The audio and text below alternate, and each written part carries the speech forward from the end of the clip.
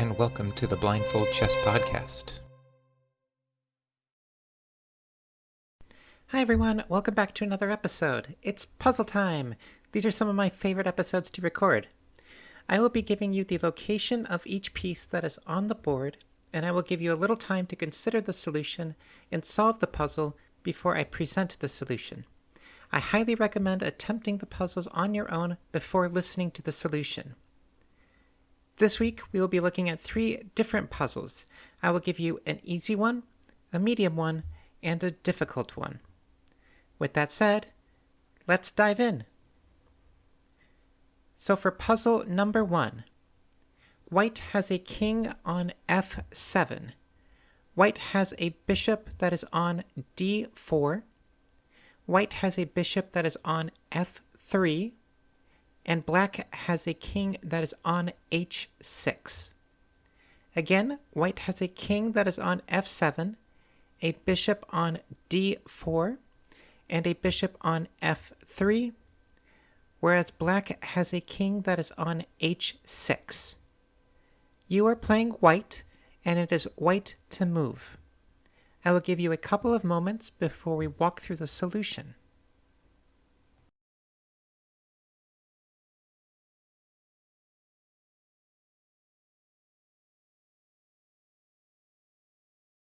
Solution. 1. Bishop e3 check. King h7. 2. Bishop e4 check. King h8. 3. Bishop d4 checkmate.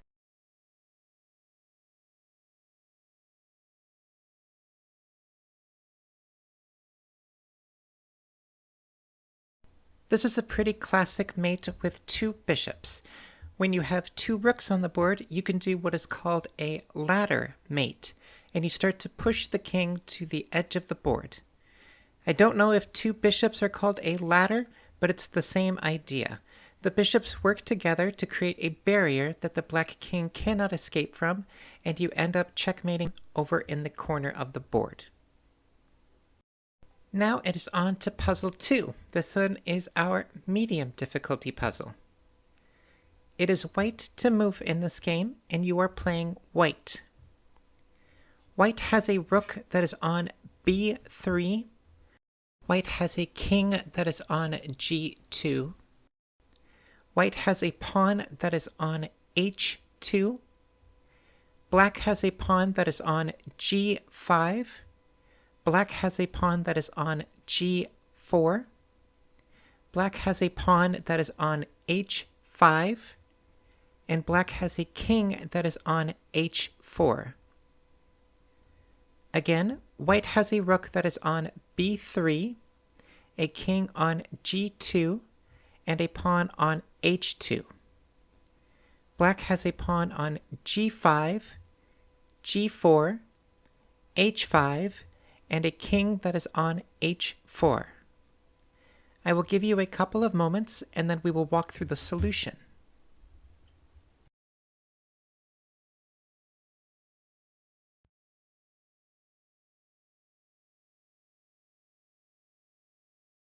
Solution.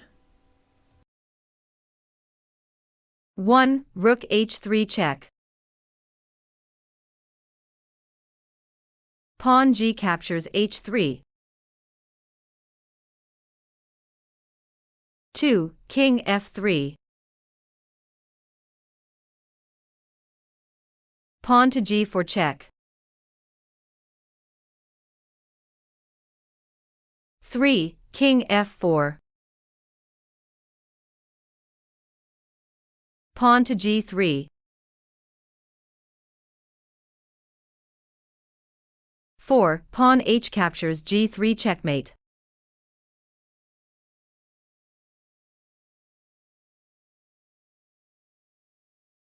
I like this one quite a bit. White is up material going into the puzzle, but the solution is partially getting rid of that material advantage, partially leveraging Black's lack of squares, and partially just the general cute element of mating with just a pawn. Now, are we ready for the hard one? This one is one of my favorites. This one came to me from a friend one night at a chess club back in 2018. I don't remember where he got it from, but it stumped me for a solid 10 minutes. I don't know if you listened to this, but thanks, Steve. I've used this puzzle countless times for my students and different clubs that I have led. So here we are going into puzzle 3. You are playing white, and it is white to move. White has a bishop that is on b4. White has a king that is on d3. White has a rook that is on g8. Black has a knight that is on d6. Black has a king that is on e5. And black has a bishop that is on b2. Again, white has a bishop on b4, a king on d3, and a rook on g8. Black has a bishop on b2, a knight on d6, and a king that is on e5. I will give you a couple of moments for you to find the solution. There are a couple of branching lines in this puzzle, so do your best to try to find the full solution.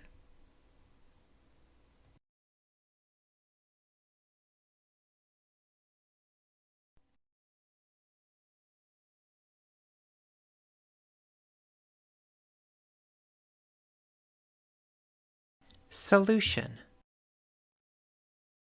For this one, we're going to try to do something a little different. I wanted to walk through the solution with you. If you look strictly at the material of the board, it looks close to draw-ish. If white tries to capture the knight on d6 immediately, the resulting position of bishop versus rook is a theoretical draw. If white plays bishop to c3 check, and black captures with the bishop from b2 capturing on c3, the resulting knight versus rook position is a theoretical draw. So from our starting position, white's objective is to somehow win one of black's pieces while retaining the white rook, as white cannot mate with just a bishop. Thankfully for white, black's pieces are on just the wrong squares for this to happen. It starts with white putting pressure on the dark squared bishop by playing rook to g2, forcing the black bishop on b2 to make a decision of which diagonal to go to/stay on. If it stays on the a1 to h8 diagonal, white can continue to put pressure on the bishop by either having the rook attack with rook to a2 covering both the a1 and b2 squares, and if the bishop retreats to d4, white can play bishop captures on d6 check, forcing black to either play king captures on d6, allowing white to play king captures on d4, or if black were to play like king to d5, now white is just up a piece. So for black, the bishop cannot stay on the a1 to h8 diagonal after white plays the initial move of rook to g2. Instead, the bishop must abandon that diagonal and go to the c1 square to cover the c1 to h6 diagonal. But even on this open part of the board, it is still trapped. White can continue to harass the bishop with the rook by playing rook to g1. Black again has a choice. It can either retreat back to the a1 to h8 diagonal by playing bishop to b2, where white will play rook to b1 and the bishop will be out of squares. Or the bishop can stay along the c1 to h6 diagonal by either going to f4 or h6. So if we were to check into the position while we are here, white has a bishop on b4, a rook that is on g1, and a king that is on d3. Black has a bishop that is on c1 that is currently under attack, a king that is on e5, and a knight that is on d6, with it being black to move. In the first line, we can look at what happens if black were to play bishop to h6. From here, white can play bishop captures on d6 check, king captures on d6, and then white can play rook to g6 check, forking the king and bishop on the 6th rank. So if bishop to h6 is not an option for the black bishop, the only remaining viable square would be bishop to f4. Here, white can play bishop captures on d6 check, king captures on d6, and then white can attack the bishop that is on f4 by playing king to e4. Now the bishop has 4 choices to not be captured immediately. The black bishop can either go to d2, h2, e5, or h6. We've already looked at what happens if black were to play bishop to h6. White could play rook to g6 check, forking the king and the bishop. So let's look at bishop to d2. From here, white can play rook to d1, pinning the bishop to the king, and white will collect the bishop on the next turn.